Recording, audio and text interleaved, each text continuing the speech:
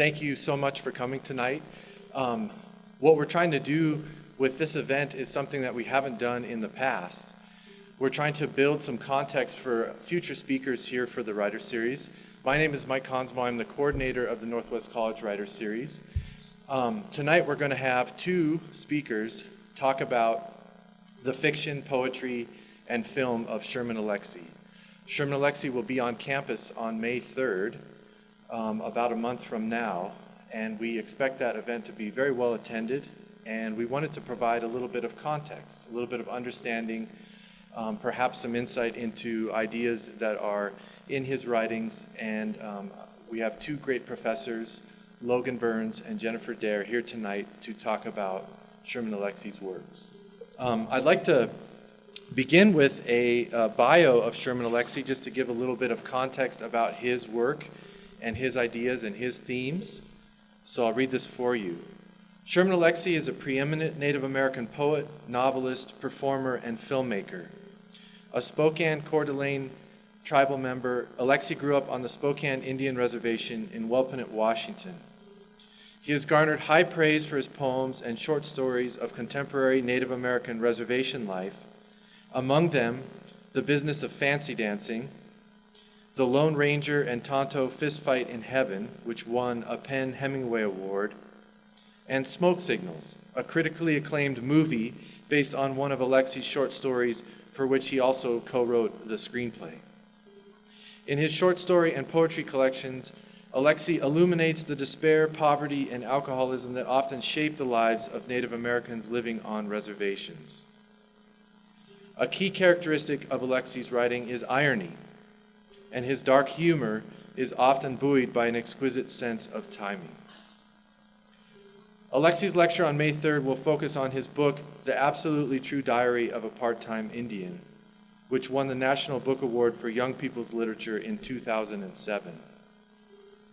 That book, in my view, is an excellent story that centers on themes of race, hope, dreams, bullying, violence, substance addiction, friendship, and other ideas that were very important to Alexie's childhood and are very important, I believe, to anyone's childhood, especially here in this rural community that mirrors the same community that Alexie grew up, a very rural community in eastern Washington state.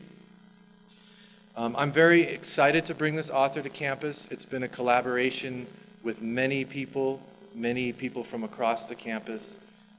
We booked this author more than a year and a half ago, so this has been a long process.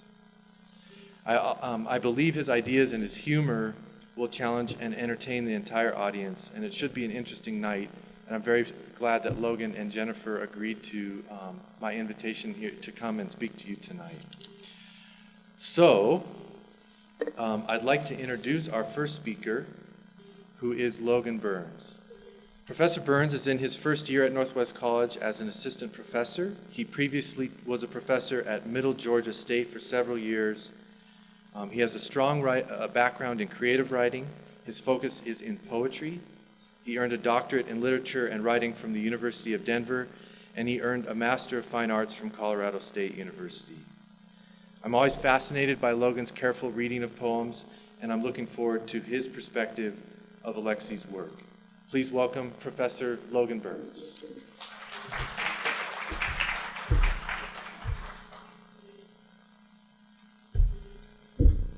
So I had planned a totally different talk. Then I kind of started following this one theme of money in Alexie's work, and this is largely a talk on money. So the fact that I'm standing up here at a podium lecturing on Alexie suggests that I have some expertise in the realm of Native American literature. This could not be further from the truth. This unawareness, this unknowing and foreignness is a place that many of us read literature from, particularly poetry, and more particularly poetry that might represent a cultural distance. It's from this place that I want to speak about the dynamic between reading intuitively and then reading with a sense of context and knowledge, a sense of history of the poem's world. Like many of you, I too spent a year at community college before moving on to a 4-year school. It was at community college that I took a Native American literature course and where I first read Sherman Alexie. Looking back on it 18 or so years ago, it's odd to me that I toted around his first book of poems, The Business of Fancy Dancing, around with me till it was ragged and worn, its cover warped by the sun and misshapen from being haphazardly stuffed in and out of book bags. What could a kid from Baltimore City have in relation to a Spokane Indian narrator of these poems? To be honest, I don't think I approached that book with anything but a distinctly Western fixation on the cowboy and Indian mythology, a romanticized version of the West, a predictable kind of American rebellion, and a half-crocked and senselessly appropriative spiritual mainlining. But I like to think that it was something more intuitive that drew me in, not something universal per se, but something relatable, something private, some essence, some atomic transmission within the unrelatable. I like to think of poetry or art in general like the game Battleship, if you all remember that. The poem is the board that rises like a wall vertically between the reader and the poem and the writer of the poem, this great separator. In this case, a wall between Alexie and myself. The poet, Alexie, has a goal, which is to get into the hearts and mind of his readers. On the other side of that great wall, and to quote-unquote sink our ship, per se. How does he do this? Every reader is different, and every reader hauls behind him a kind of supernatural caravan made up of all of our previous selves, our previous experiences, and those people we share those experiences with. So how could one shot connect with everyone? How does he get over that wall and find us? In the short story, The Ballad of Paul Nonetheless, Alexie addresses this idea of relatability when his narrator says, despite all the talk of diversity and division, of red and blue states, of black and white and brown people, of rich and poor, gay and straight, Paul believed that Americans were shockingly similar. How can we be so different, thought Paul? If we all know the lyrics to the same 1,000 songs, how can we be so different? It's sentiments like this that Alexie, going back to our battleship analogy, hits her ship and a connection happens. Black, white, or brown, rich or poor, young or old, gay or straight. We're thinking now. We're in the big soup of thought. So when I picked up The Business of Fancy Dancing a couple months ago, for the first time in 15 years, it was really as a new person, a new self, with my previous selves in that dusting, winding caravan of selves. My life had changed dramatically. I evolved or devolved from the romanticized views of my youth. My worldview had broadened and likely compressed in some ways over the years. I have a radically different sense of time now, an unexplainable sense of time. We all have a different sense of the world we live in, a different idea of America, what it is, who it was, what it will be. So things have changed dramatically, yet my body seemed to be able to anticipate the next line of a poem I haven't read in over a decade, like some kind of involuntary muscle memory. I was amazed how much Alexie's poems struck and rooted themselves in me, yet how different my perspective of this book in 2016 is. It was truly odd, as if my body knew something fluently, but my mind saw it as foreign and brand new. And, well, this is where the dilemma of identity begins to surface with Alexie.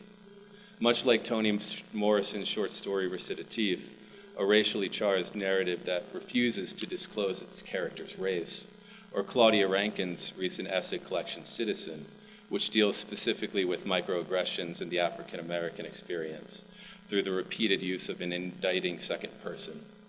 Alexie implicates you as a reader, and the experience of reading the poem becomes as important as the content. It becomes a transaction.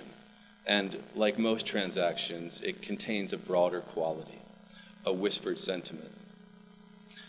I love money, for obvious reasons, but I also love its evanescence, its experience. Art, love, loss, faith are all kind of like money, in that there's a certain exchange that happens. Money is not just one thing, it's many. It's drachmas or pesos, fiat, fiduciary, or fractal. It's free sometimes or stolen others. It's there to ensure your life or to co-pay for it. It's lost as much as it's found and earned more than it's saved. It's counterfeit, inflated, and wagered. TANF, HUD, and FASFA. It's tangible, the weight of a coin, or the mysterious and purely symbolic number that represents your bank account. So money is an idea. It's not like there's a vault with your name on it at the bank where your money beautifully or sadly waits for you. No, that number on your screen is merely a representation of your monetary value. It's in the air, ethereal, disappeared, going towards nothing and out of nothing. And money is more than those things. It's a contract, an agreement. As Alexie says at the end of the title poem, The Business of Fancy Dancing, which went around, it's a promise. If we just accepted that Alexie's attention to money is just an expression of how poor Native Americans are, we'd be missing out on the complexity of emotions that are attached to the kinds of money Alexie deals with and the contexts in which he uses them. Let's look at the title poem. After driving all night trying to reach Arlie in time for the fancy dance final, a case of empty beer bottles shaking our foundations, we stop at a liquor store, count out money, and would believe in the promise of any man with a 20. A promise thin and wrinkled in his hands, reaching into the window of our car. Money is an Indian boy who can fancy dance from powwow to powwow. We got our boy, Vernon Wildshoe, to fill our empty wallets and stomachs, to fill our empty cooler. Vernon is like some promise to pay the light bill, a credit card we Indians get to use. When he reaches his hands up, feathers held high in a dance that makes old women speak English, the money for first place belongs to us. All in cash, money we tuck in our shoes, leaving our wallets empty in case we pass out. At the modern dance, where Indians dance white, a 20 is a promise that can last all night long, a promise reaching into the back pocket of unfamiliar Levi's. We get Vernon there in time for the finals, and we watch him dance like he was dancing on money, which he is. Watch the young girls reaching for him like he was Elvis in braids in an empty teepee. Like Vernon could make a promise with every step he took, like a fancy dance could change their lives. We watch him dance and he never talks. It's all business, we understand. Every drum beat is a promise, note written in the dust, measured exactly. Money is a tool, putty to fill all the empty spaces, a ladder so we can reach for more. A promise is just like money, something we can hold in 20s, a dream we reach. It's business, a fancy dance to fill where it's empty. So like the rest of us, poets love and hate thinking about money. Wallace Stevens, the modernist poet, Harvard grad, insurance lawyer, and former Hartford, Connecticut resident, is obviously as far from Alexie as we can get. In fact, I read in an interview that Alexie said Stevens left him cold. I don't doubt this. But they both have a penchant to dabble in the metaphysics of money. Stevens made the contemporary equivalent of $300,000 in 1929, the year the stock market crashed, yet he loved to write about poverty and wealth. I have a student who happens to be on the livestock judging team. Thus, he has a particular leaning toward yield and profitability, market fluctuations. Ask a brilliant question. He asks, what's this poem worth? Wallace Stevens' poem, The Planet on the Table, goes on to talk specifically about the worth of a poem.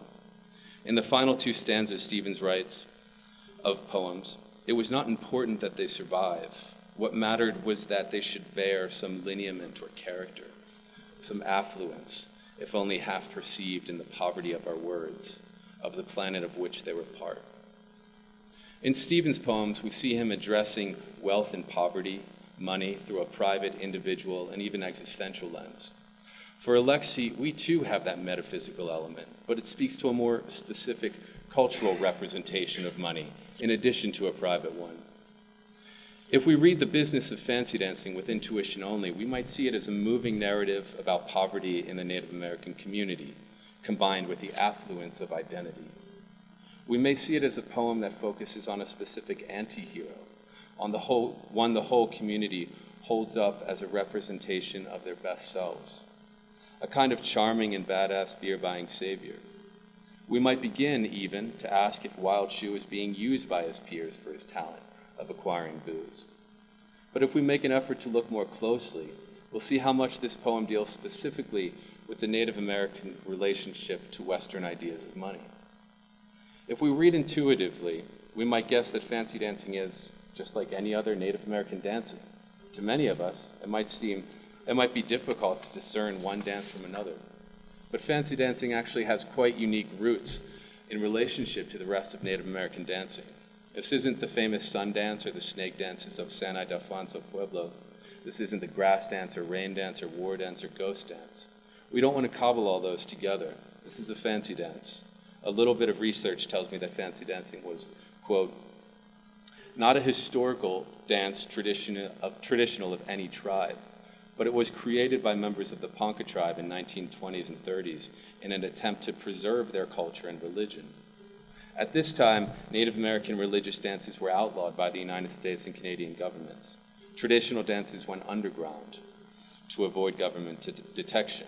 However, this dance, loosely based on the traditional war dance, was considered appropriate to be performed for visitors on reservations and at Wild West shows, unquote.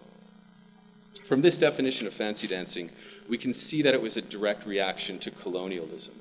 This is the business of fancy dancing we're talking about. It was a political act used to both preserve while hiding that cultural preservation in plain sight of those who wished to destroy it. In fact, those people were likely paying members of the audience. So we can see the fancy dance as part of a monetary system as well.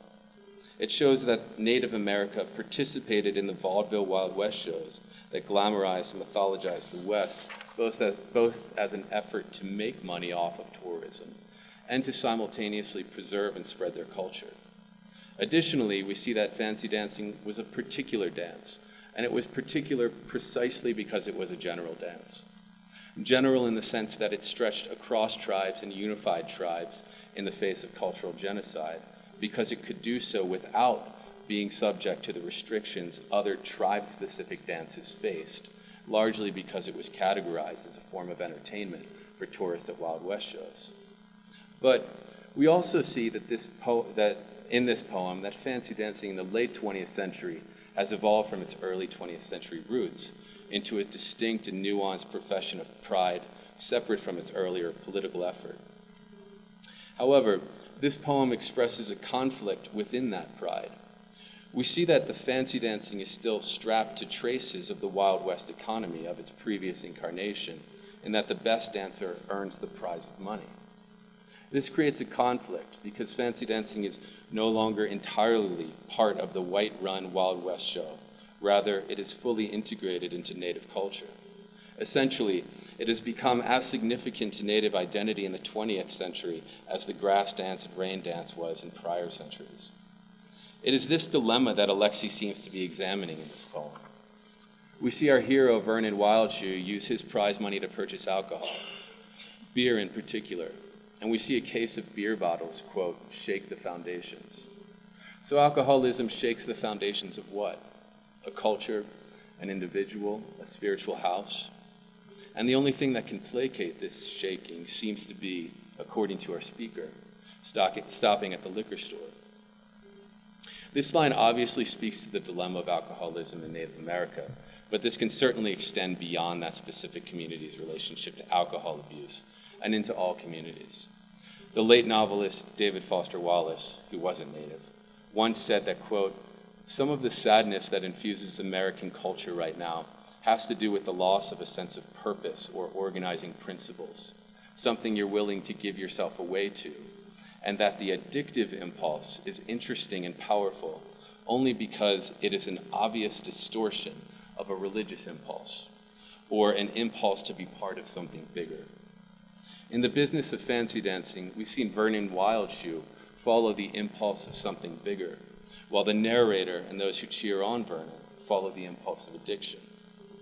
This is a moment when the poem does some historical recalibrating, for it turns the narrator himself, a Spokane Indian, into a spectator, not unlike those at the Wild West vaudeville shows, cheering on Vernon, cheering on his entire history, with a bottle in hand, like a tourist in his own country.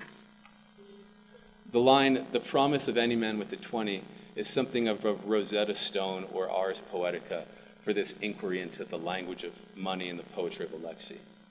The promise of any man with a 20 serves as a conflagration, a wedding of the physical fact of money and value, i.e., its paper form, which is like a Jackson signed contract in itself, as in no one can argue that this 20 is worth any more or any less than $20 itself. And on the other hand, the intangible, hypothetical, and effervescent contract of a promise, something that, unlike money, is a living thing and can thus die, or at least can be broken. The idea of the promise that the poem ends on speaks in broad strokes to the greater sense of distrust our speaker feels toward the establishment, and reminds us that Native American tribes signed literally hundreds of lopsided treaties, broken promises, over the course of more than a century. Treaties that often exploited cultural miscommunication in regards specifically to the conception of the tangible world and the intangible world. Alexie's interest in money stretches far beyond this poem. Another poem, titled Futures, has money in some form in literally every stanza. In the first stanza, it starts off with, quote, "We lived in a hut house for $50 a month," followed immediately by, quote, "Anne Green Springs wine was $1 a bottle." The second stanza has the lines, "Mom sold her quilts for $50 each to whites." And the third and final stanza ends the poem with, quote, "That was the summer I found a bag full of real silver dollars and gave all my uncles and all my brothers and sisters each one, and none spent any, no one." The poem Reservation Love Song is a 5-stanza poem made up of 4-line stanzas in which the first 3 stanzas include the line, "I can meet you in Springdale and buy you beer. I can pay your rent on Hud House, get you free food from the BIA, get your teeth fixed at IHS. I can buy you alcohol." This is also a good poem to point out that Alexie is far, far from the only Native American voice right now, and that he has many Native critics who feel his portrayal of Native life is far too bleak. Alexie's attention to transaction and exchange extends beyond imposed economic practices of the American government. In his poem titled Owl Dancing with Fred Astaire, Alexie prefaces the poem with an epigraph that informs us about the owl dance. It reads, quote, "During a traditional Native American owl dance, the woman asks the man to dance. He is not supposed to refuse. However, if he does refuse, he must pay the woman whatever she wants and tell the entire crowd at the powwow exactly why he refused." Finally, in a brilliant feat of addressing the emotional power and significance of trade, theft, and exchange, Alexie's story about a homeless Spokane boy attempting to buy back his grandmother's stolen powwow attire from the pawn shop is titled, "What You Pawn, I Will Redeem." And like the title suggests, the story addresses the spiritually redemptive quality of returning to someone what is rightfully theirs. Relatability and universality are overrated ideas. For all their encompassing inclusion, they oddly engender a narrow-minded and acute sameness. As Claudia Rankin, Pulitzer Prize-winning Jamaican-American writer, said at a recent talk, she asked the question, quote, "What of ourselves do we lose in universality?" Unquote. There are gains, certainly, but the sublime is lost. The unreachable gets yanked away because unrelatability has been replaced by pure likeness. Most concerning is when we see this homogeneity in ideas. Jean-Luc Nancy, a contemporary French philosopher, experienced the kind of exchange or transactions few of us do. He had a heart transplant. It was during the recovery from this exchange, money for a heart, money for his life, that he wrote some of his best work, including a provocative essay that deals with freedom and sovereignty in relation to the Bosnia conflicts in the 1990s. Nancy writes that, quote, "Meaning is the sharing of being." So where does this leave us in relationship to intuition versus knowledge, to reading Alexie? I think Nancy is suggesting that a meaning can happen beyond knowledge and through the gut. One's being is shared, not bought or sold, traded, redeemed, or pawned. Not loaned or stolen, but merely shared outside of exchange. I think this is what happened when I, an unlikely reader of Alexie's experience, was so richly intrigued by his narratives. But so many years later, a knowledge has now been layered over that intuition, and it exponentially enriches the experience. The questions Alexie raises are ancient, but the examples are distinct to Native culture. I want to say that Alexie's wrestling with identity becomes our own wrestling with identity, because it sounds nice. But at the same time, I think it's important to be passive in our reading endeavors, though not uncritical, but to witness boldly without the need of relatability, without the yearning for it to in some way reflect our own selves. Thanks.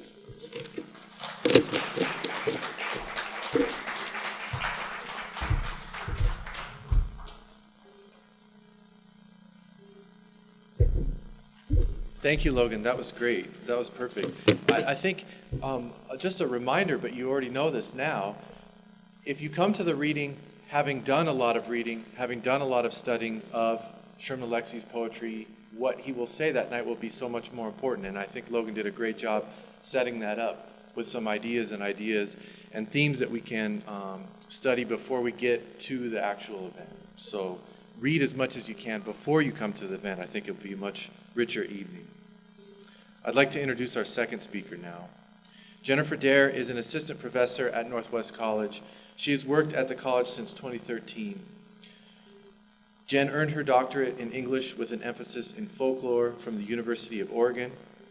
I was very pleased when she accepted the invitation to speak with you tonight because her perspective is unique and creative, and she's a very fine creative writer of fiction who can view Mr. Alexie's work from a critical viewpoint as well as a creative viewpoint.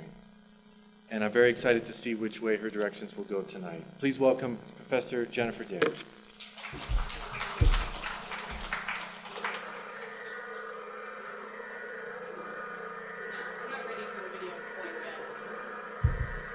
But soon? Okay. It's like the falling of doom. Still rolling.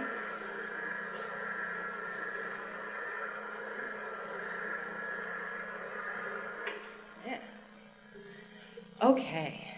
Hi. So I've been teaching composition for over a decade now, and one of the things I have to tell my students every semester is, please don't ever start a composition paper with a phrase like, "Since the dawn of human history, ... This is a 5-page paper, I tell them. You don't have the space to talk about all of human history. So let me begin this half-hour talk with a phrase I never thought I'd write. Since the dawn of human history, youth identity has mattered.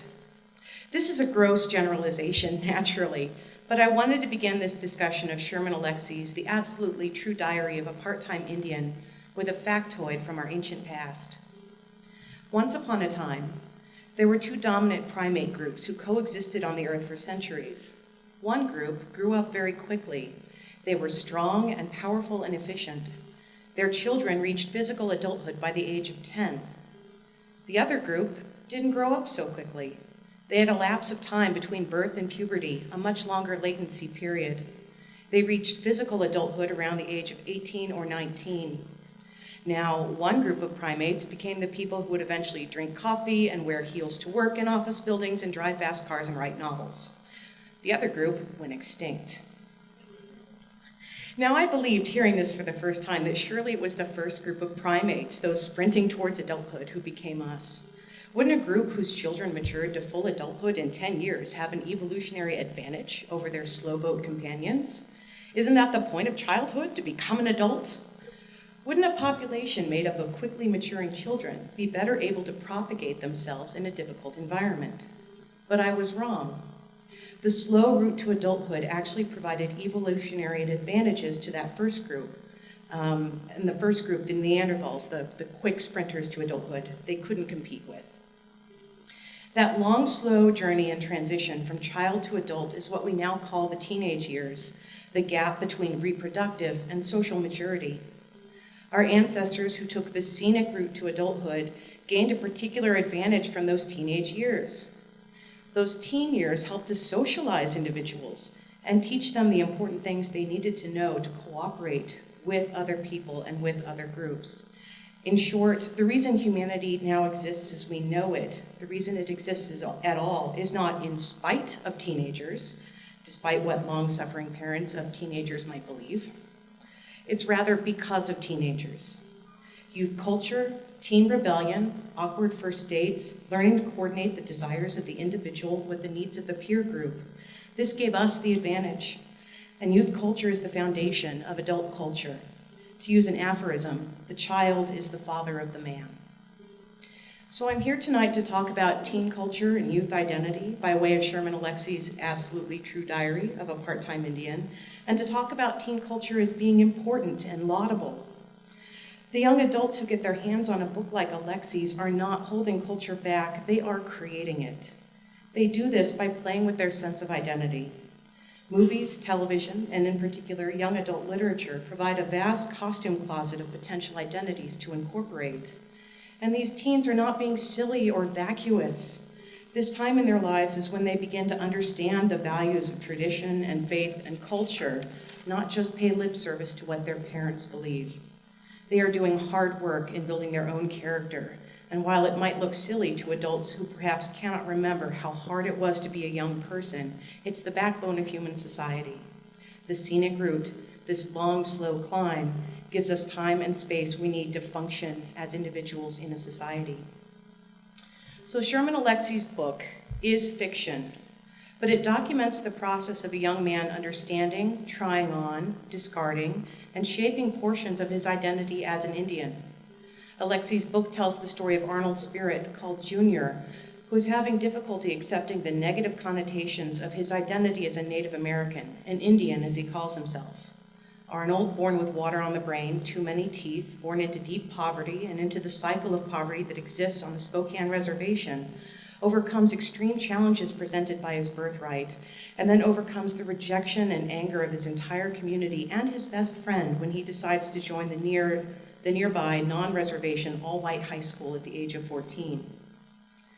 Arnold is an outsider at his new high school, poor, Indian, intellectually gifted, and then he becomes an outsider inside the reservation, where his community sees his attempts to get a better education and his attempts to get a better life as a type of betrayal of his culture and his people. Arnold calls himself a part-time Indian not because he's ashamed of his people, but because he isn't allowed to fit in particularly anywhere except with his immediate family who love him. It is his family who nurture and provide Arnold with the gifts he needs to make his journey from child to man in his teen years. Arnold is not ashamed of being Indian. He is angry that Indian is some sort of dirty word the community uses against itself. He is defiant of poverty and all the attendant issues that poverty brings, including constant interpersonal violence, rampant alcoholism, hatred given and received. In an early chapter, Arnold's dog, Oscar, dies because his family can't afford a vet, no matter how much Arnold loves his dog. As his father prepares to shoot his son's dog as an act of love, Arnold tells us, "It sucks to be poor, and it sucks to feel you somehow deserve to be poor. You start believing that you're poor because you're stupid and ugly, and then you start believing that you're stupid and ugly because you're Indian. And because you're Indian, you start believing you're destined to be poor. It's an ugly circle, and there's nothing you can do about it. Poverty doesn't give you strength or teach you lessons about perseverance. No, poverty only teaches you how to be poor." When Arnold decides to attend the all-white public high school off the reservation, he asks his best and only friend Rowdy to come with him. Rowdy calls him white lover, accuses him of betraying his people, and punches him in the face. Arnold, however, continues to make the 44-mile round trip to his new school every day, sometimes on foot, and finds that while the hope he needs for a better future might be there at this new high school, acceptance isn't. The white girls disdain him and the white boys tell him racist jokes. He says, "I felt like somebody had shoved me into a rocket ship and blasted me to a new planet. I was a freaky alien and there was absolutely no way to get home." But Arnold perseveres, he survives, and he thrives. He makes delicate inroads with his first for really real girlfriend, Penelope. He makes new friends with a white boy who is just as intellectually weird in his own way as Arnold is. And his community on the reservation eventually forgive Arnold for wanting something better for himself than endless poverty and a situation without hope. And in forgiving him, there is the possibility that other members of his community will find a way to identify as Indian that don't include accepting poverty, self-hatred, or self-destruction. On his first day at Reardon, his father hugs him, blesses him by calling him a warrior, and I think that's appropriate. In the white lingo of the academic canon, I'd say Arnold is one of the 1,000 faces of the hero, questing out into this new, strange, and weird supernatural world to bring back gifts for his community and his fellow men and women. So Joseph Campbell, in his book, The Hero with a Thousand Faces, proposed his theory of the hero's journey. Campbell's theory states that the most popular stories in all of human culture, but particularly in Western culture, follow the same essential narrative.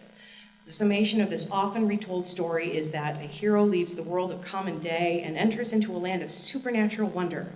Fabulous forces are there encountered, and a decisive victory is won. The hero then returns to his community with the power to bestow gifts on his fellow man. Arnold's story follows this path. He leaves the world of common day, the poverty and hopelessness of the reservation, and enters into a land of supernatural wonder, the all-white high school Reardon.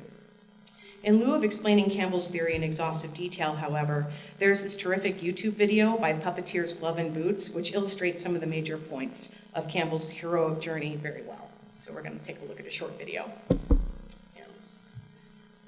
Someone get the lights for me, please?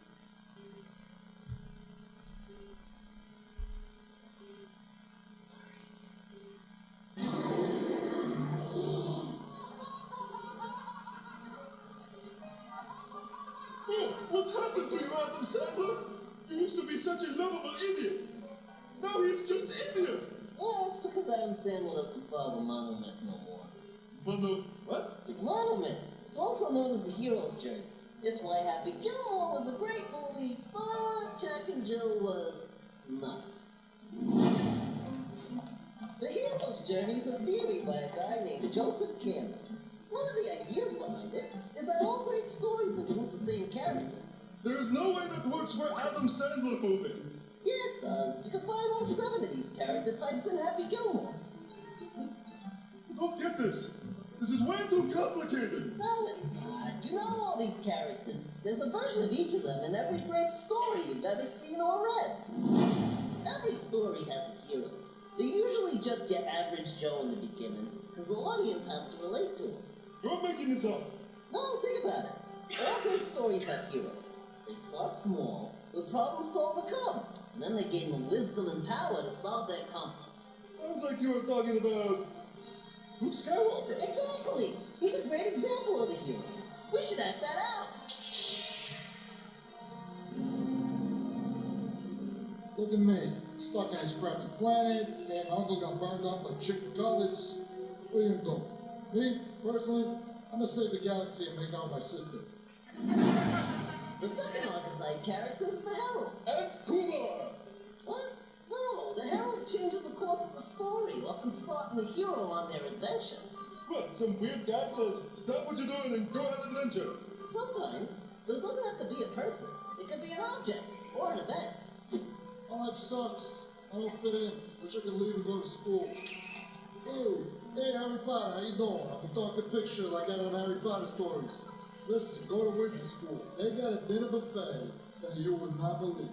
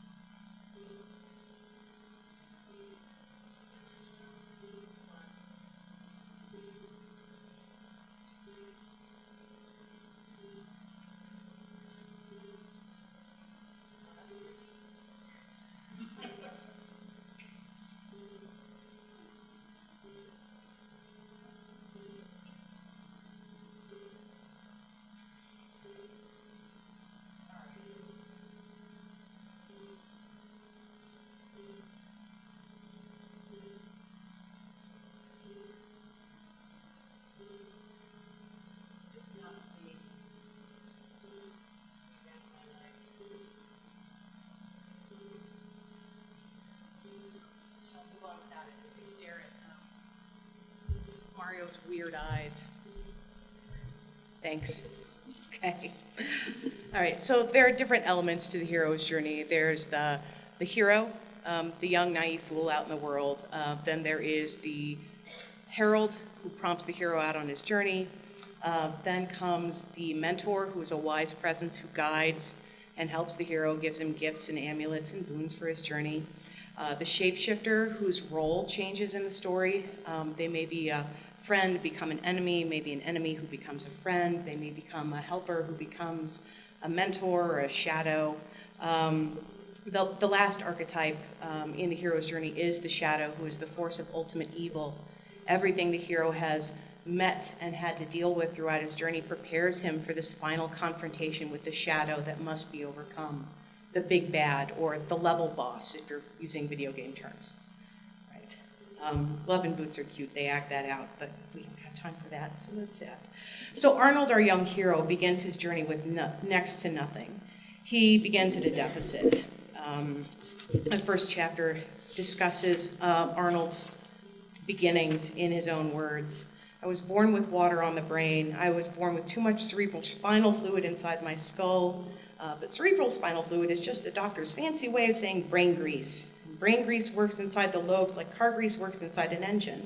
It keeps things running smooth and fast. But weirdo me, I was born with too much grease inside my skull, and it all got thick and muddy and disgusting, and it only mucked up the works.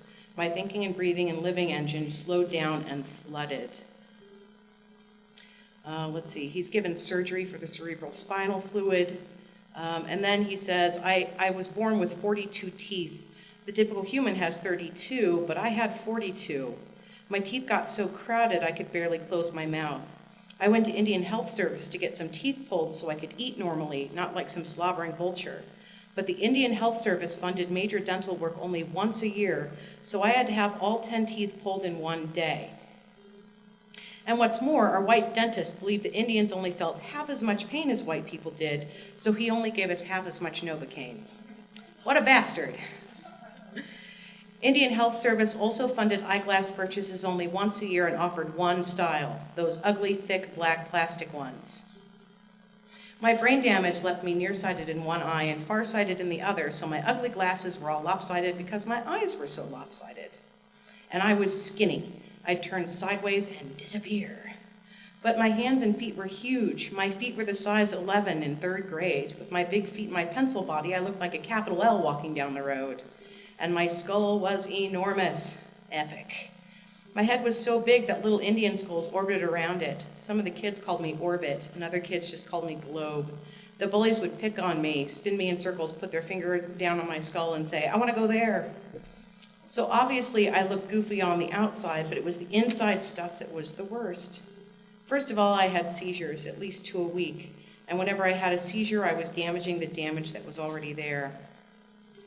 You wouldn't think there was anything in life threatening about speech impediments, but let me tell you, I had a stutter and a lisp, and there's nothing more dangerous than being a kid with a stutter and a lisp. You're still fairly cute when you're stuttering and lisping 6, 7, or 8-year-old, but it's all over when you turn 9 and 10. And if you're 14 years old like me and you're still stuttering and lisping, then you become the biggest jerk in the world. Everybody on the res calls me that twice a day. He uses a different word here, but I'm going to skip that word. Let's see. So I belong to the Black Eye of the Month Club, he says, because he gets beaten up all the time because he's weird and funny looking. Also, he's smart, which is definitely a liability. I wanted to go outside. Every kid wanted to go outside, but it's safer for me to stay at home. So mostly I hang out alone in my bedroom and read books and draw cartoons. I draw all the time. I draw cartoons of my mother and father, my sister and grandmother, my best friend Rowdy, and everyone else on the res. I draw because words are too unpredictable. I draw because words are too limited. If you speak or write in English or Spanish or Chinese or any other language, then only a certain percentage of human beings will get your meaning. But when you draw a picture, everybody can understand it. If I draw a cartoon of a flower, then every man, woman, and child in the world can look at it and say, that's a flower. So I draw because I want to talk to the world, and I want the world to pay attention to me. I feel important with a pen in my hand. I feel like I might grow up to be somebody important, an artist, maybe a famous artist, maybe a rich artist. It's the only way I can become rich and famous. Just take a look at the world. Almost all the rich and famous brown people are artists. They're singers and actors and writers and dancers and directors and poets. So I draw because I feel like it might be my only real chance to escape the reservation. I think the world is a series of broken dams and floods, and my cartoons are tiny little lifeboats. So Arnold's call to adventure, the herald archetype, comes with the death of his dog. Arnold is depressed over his dog's death, an unnecessary death, one of many unnecessary deaths of those he loves throughout the course of the novel. But it is with the death of his dog that Arnold understands that he has to find a way out, not out of his ethnicity or out of his culture, but out of despair. He draws a picture of how he imagines his parents might be if they were anyone but Indian. In other words, if they had the privileges of opportunity and hope that are what Arnold sees as the birthright of white people. If you take a look, I passed out some pictures. It's this picture he draws of what his parents would be like if they had hope. Yeah, nice and fancy.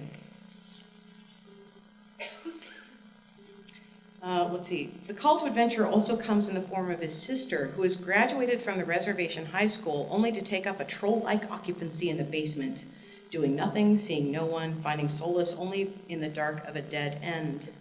Arnold's love for his family makes him wonder what they all might have been if things had been different for them, and so therefore begins his desire for something different for himself. The mentor in the story comes in the form of a burnout high school teacher on the reservation.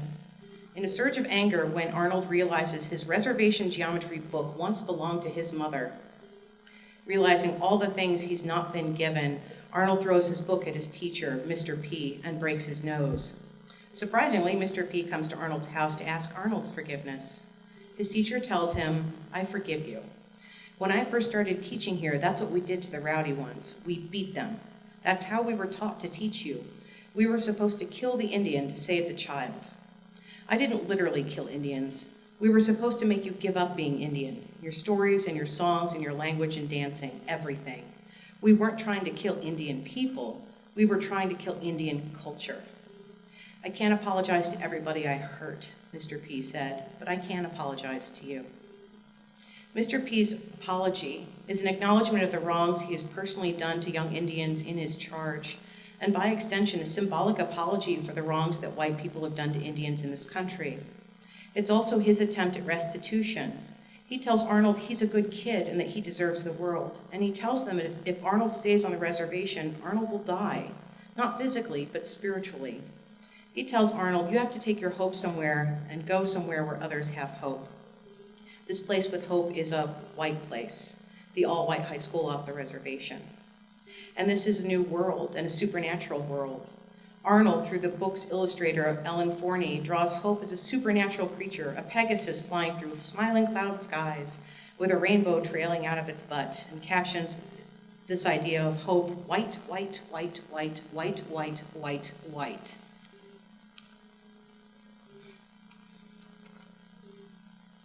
Arnold makes the choice to attend Rearden because he believes that the white people there have hope, and he sees no reason he shouldn't have hope either. He says of those white kids, they were magnificent, they knew everything, and they were beautiful. They were beautiful and smart. They were beautiful and smart and epic. They were filled with hope. I don't know if hope is white, but I do know that hope for me is like some mythical creature. Man, I was scared of those Rearden kids, and maybe I was scared of hope too. The fabulous forces encountered in the hero's journey are also present in Arnold's journey. At Rearden, he befriends and eventually chastely dates a white girl, Penelope. Penelope is a bulimic, Arnold discovers, after hearing her vomit in the bathroom after lunch. Penelope's father, Earl, is a racist and is none too pleased that an Indian boy from the reservation is dating his daughter. Earl says to Arnold the first time they meet, "Kid, you better keep your hands out of my daughter's panties. She's only dating you because she knows it'll piss me off, so I ain't gonna get pissed. And if I ain't pissed, she'll stop dating you. In the meantime, you just keep your trouser snake in your trousers and I won't have to punch you in the stomach." You know what he said to me after that? "Kid, if you get my daughter pregnant, if you make some charcoal babies, I'm going to disown her. I'm going to kick her out of my house and you'll have to bring her home to your mommy and daddy. You hearing me, kid? This is all on you now." Yep, Earl was a real winner. Fabulous and bizarre forces are also encountered for Alexie's young hero in the form of joining the basketball team and finding a place there despite his small stature as the star shooter. But in his first game against the Reservation High School, his home community literally turned their backs on him. His childhood best friend Rowdy, also on the court, gives him a concussion with a deliberately flung elbow. Yet Arnold recovers from this rejection and from this injury and keeps making quiet bids to resume friendship with Rowdy and grimly maintains his place at both the White High School and on the reservation. Solace comes in the form of pain in this book. Arnold's story is trail marked by his beloved dead. He says in a later chapter, after my grandma died, I felt like crawling into the coffin with her. After my dad's best friend got shot in the face, I wondered if I was destined to get shot in the face too. Considering how many young Spokaneans have died in car wrecks, I'm pretty sure it's my destiny to die in a wreck too. Jeez, I've been to so many funerals in my short life. I'm 14 years old and I've been to 42 funerals. That's really the biggest difference between Indians and white people. A few of my white classmates have been to a grandparent's funeral. A few have lost an uncle or an aunt, and one guy's brother died of leukemia when he was in 3rd grade. But there's nobody who's been to more than 5 funerals. All my white friends can count their deaths on one hand. I can count my fingers, toes, arms, legs, eyes, ears, nose, penis, butt cheeks, and nipples and still not get close to my deaths. And you know what the worst part is? The unhappy part? About 90% of the deaths have been because of alcohol. Gordy gave me this book by a Russian dude named Tolstoy who wrote, "Happy families are all alike. Every unhappy family is unhappy in its own way." Well, I hate to argue with a Russian genius, but Tolstoy didn't know Indians, and he didn't know that all Indian families are unhappy for the exact same reason, the frickin' booze. Yep, so let me pour a drink for Tolstoy and let him think hard about the true definition of unhappy families. So there are other dead members of his community and his family.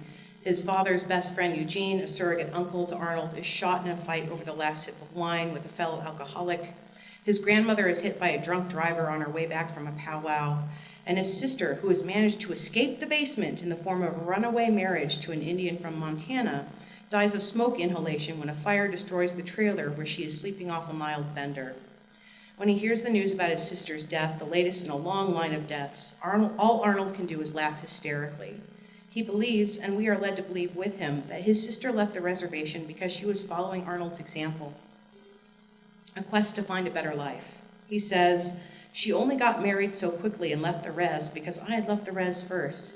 She was only living in Montana in a cheap trailer house because I had gone to school in Reardon. She had burned to death because I had decided I wanted to spend my life with white people. It was all my fault." Near the end of the book, Arnold and his family tend the graves of those he's lost. There it is.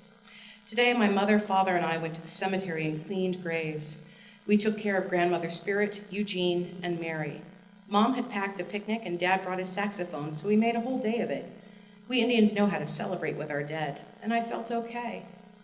My mother and father held hands and kissed each other. "You can't make out in a graveyard," I said.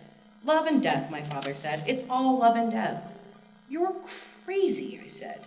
"And I'm crazy about you." And he hugged me, and he hugged my mother, and she had tears in her eyes, and she held my face in her hands. "Junior," she said, "I'm so proud of you."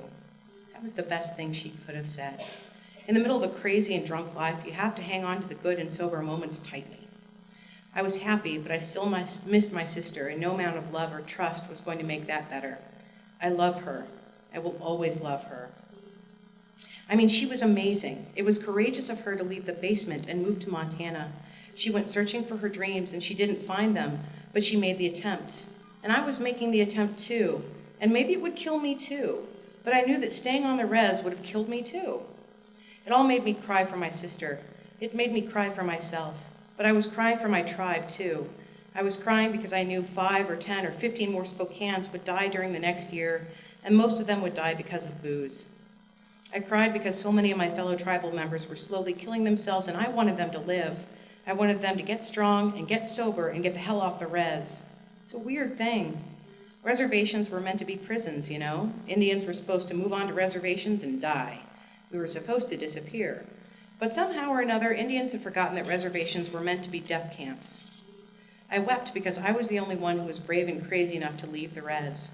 I was the only one with enough arrogance. I wept and wept and wept because I knew I was never going to drink, and because I was never going to kill myself, and because I was going to have a better life out in the white world. I realized I might be a lonely Indian boy, but I was not alone in my loneliness. There were a million of other Americans who have left their birthplaces in search of a dream. I realized that sure, I was a Spokane Indian. I belonged to that tribe. But I also belonged to the tribe of American immigrants, and to the tribe of basketball players, and the tribe of bookworms, and the tribe of cartoonists, and the tribe of chronic masturbators, and the tribe of teenage boys, and the tribe of small-town kids, and the tribe of Pacific Northwesterners, and the tribe of tortilla chips and salsa lovers, and the tribe of poverty, and the tribe of funeral goers, and the tribe of beloved sons, and the tribe of boys who've really missed their best friends. It was a huge realization, and that's when I knew I was going to be okay.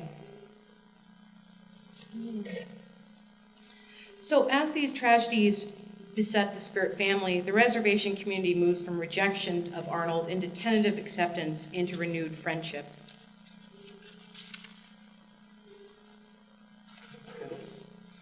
We held grandmother's wake 3 days after her death. We knew people would be coming in large numbers, but we were stunned because almost 2,000 Indians showed up that day to say goodbye, and nobody gave me any crap.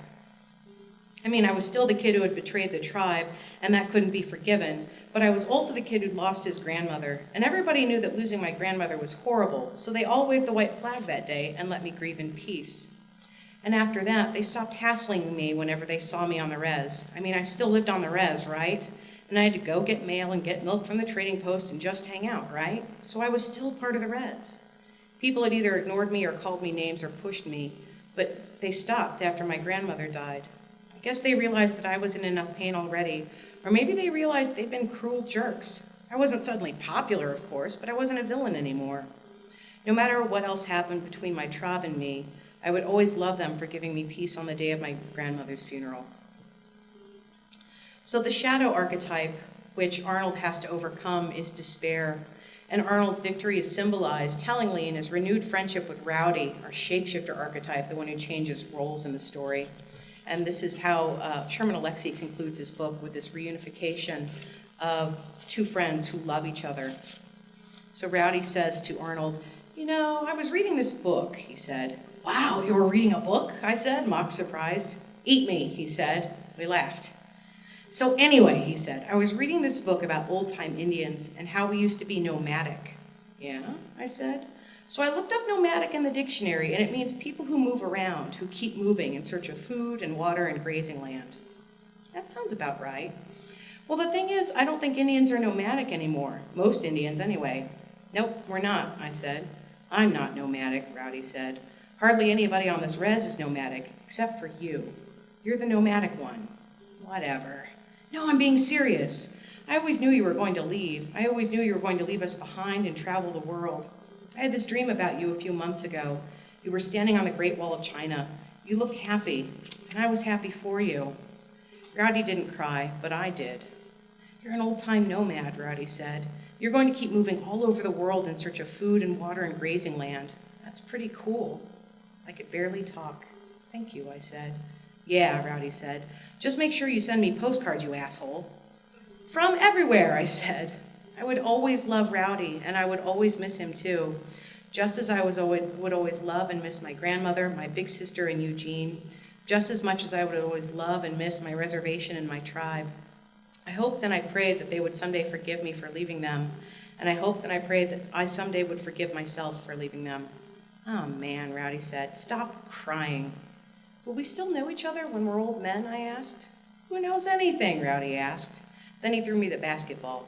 "Now quit your blubbering," he said. "Let's play ball." I wiped my tears away, dribbled once, twice, and pulled up for a jumper. Rowdy and I played one-on-one for hours. We played until dark. We played until the streetlights lit up the court. We played until the bats swooped down at our heads. We played until the moon was huge and golden and perfect in the dark sky, and we didn't keep score. So books like The Absolutely True Diary of a Part-Time Indian are important for white people to read because a book like this teaches us empathy and helps us understand someone else's difficult situation.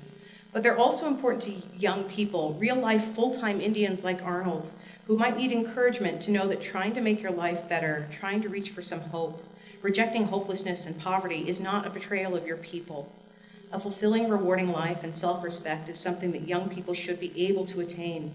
All they need is a little help and a little hope.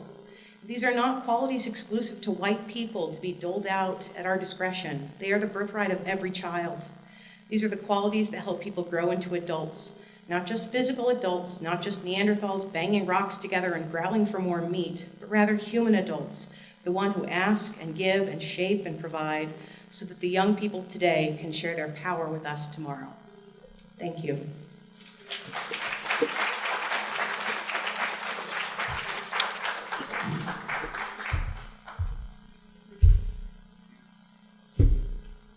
Thank you, Jen. That was awesome. So May 3rd, Tuesday, May 3rd, Sherman Alexie will be here in person in this very room, and I invite all of you to attend. It would be great if you were here, and thank you so much for coming tonight. This has been a great introduction. You know, I didn't know which direction they would take it, and I didn't take any control of where they would go tonight, and I think that idea of reading an Alexie poem as a transaction is a beautiful idea. And the idea of looking at Sherman's book that he'll be talking about on May 3rd as a hero's journey is also an awesome idea. So thank you guys for attending tonight. I sincerely appreciate it, and we'll see you back here on May 3rd. Thank you.